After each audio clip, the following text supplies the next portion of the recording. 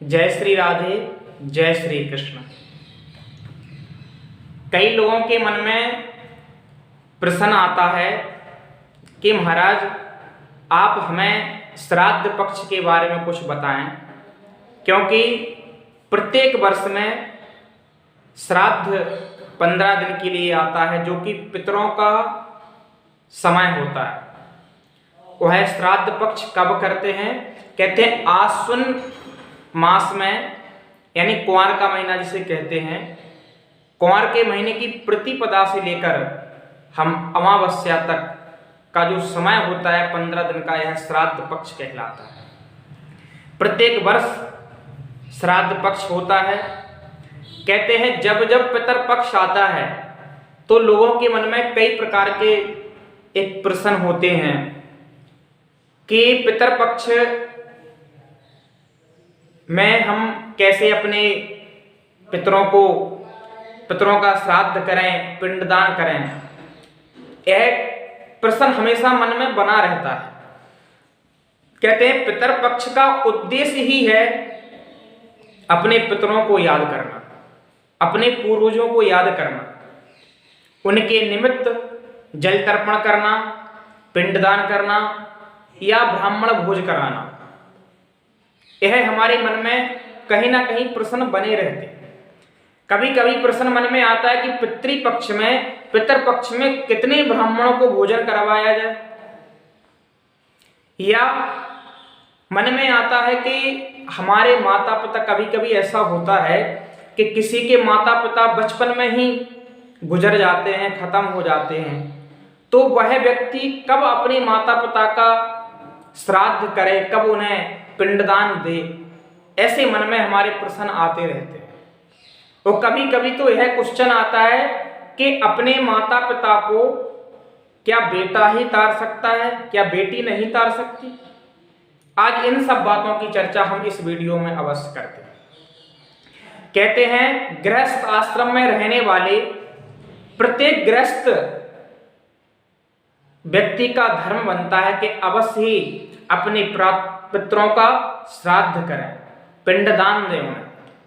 कहते हैं कुलम पवित्रम जननी कृतार्था वसुंधरा मान्यवती च धन्या स्वर्गे स्थितापि पितरोपि धन्या एसाम कुले वैष्णवानाम धेया। कहते हैं यदि एक कुल में एक अच्छा पुत्र उत्पन्न हो जाता है, जो कि भगवत भक्त होता है, भगवान का स्मरण करने वाला होता है, भगवान का चिंतन करने वाला होता है, तो कहते हैं उस पुत्र के द्वारा 21 पीढ़ियां तर जाती हैं। नरसिंह भगवान ने प्रहलाद जी से कहा, प्रहलाद जी ने कहा कि भगवान आपने हमारे पिताजी को मार दिया, क्या वो अधोगति को प्राप्त हो जाएंगे? तब भगवान नरसिंह भगवान ने कहा बेटा, जिस कुल में तेरे जैसा पुत्र उत्पन्न हो जाए उसका पिता कैसे अधोगमी को प्राप्त हो सकता है, कैसे नरकगामी हो सकता है? तेरे जैसा भक्त उत्पन्न होने से ही 21 पीढ़ियां तर जाती हैं। इसलिए कुलम पवित्रम जननी कृतार्था, वह कुल पवित्र हो जाता है जिसमें भगवान का भक्त जन्म लेता है। कहते हैं पुम नाम नरका त्रायते यासा पुत्र, किसी कारण से हमारे पूर्वज पुम नाम के नरक में पहुंच जाते हैं, तो वह नरक में जब पहुंच जाते हैं तो पितृपक्ष के श्राद्ध के समय वो हमें स्मरण करते हैं कि हमारे बच्चे, हमारे पुत्र हमें पिंडदान हमारा कर रहे हैं, या हमें पानी जल तर्पण कर रहे हैं या नहीं कर रहे हैं। तो वो हमारी राह देखते रहते हैं, ऊपर से देखते रहते हैं। जब हम श्राद्ध पक्ष में यह कार्य करते हैं, ब्राह्मण भोज करवाते हैं, तो उन्हें बड़ी तृप्ति होती है, बड़ी शांति मिलती है उनको। तो मन में आता है क्या बेटा ही अपने माता पिता को तार सकता है, क्या बेटी नहीं तार सकती? तो कहा गया कि बेटी भी अपने माता पिता को तार सकती है। किसी किसी की तो बेटियां ही होती हैं, पुत्र नहीं होते हैं, पुत्री ही होती है। तो कहते हैं जो पुत्र का नाम है वही पुत्री की भी संज्ञा शास्त्रों में दी गई है। कहते हैं पुमनाम नरका त्रायते यासा पुत्री, उस नरक से, पुम नाम के नरक से पुत्री भी अपने पूर्वजों को, अपने माता पिता को तार सकती है। वो कैसे? कहते हैं वह तार सकती है अपने सत्कर्म के द्वारा। वो जो भी सत्कर्म करती है, भगवान का भजन करती है, गीता रामायण इत्यादि का पाठ करती है, जितने भी उसने सत्कर्म किए हैं, उन्हीं सत्कर्मों के द्वारा वह अपने माता पिता को भी तार सकती है। इसलिए बेटा और बेटी में किसी प्रकार का कोई फर्क नहीं मानना चाहिए, भाई अपने सत्कर्म से तार देती है।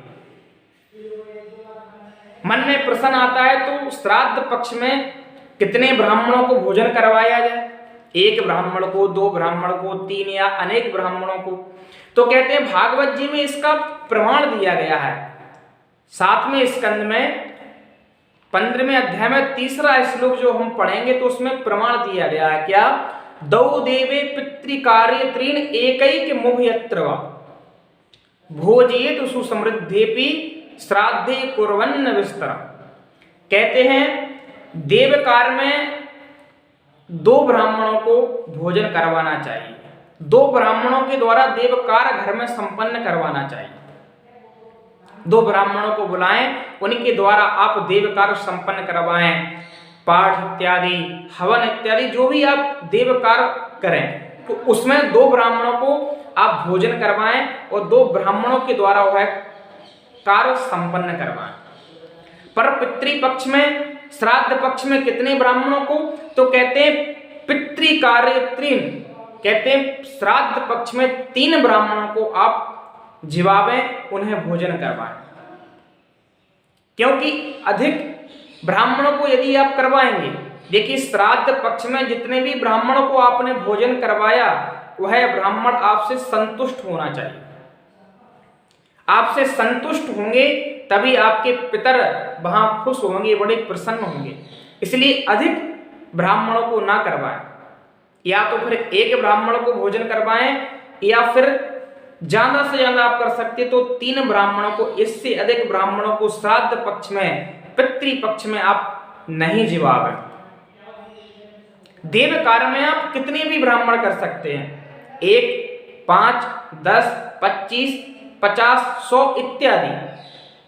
देव कार्य में आप अधिक कर लेंगे, उसमें किसी प्रकार की कोई परेशानी नहीं है, किसी प्रकार की कोई परेशानी नहीं है।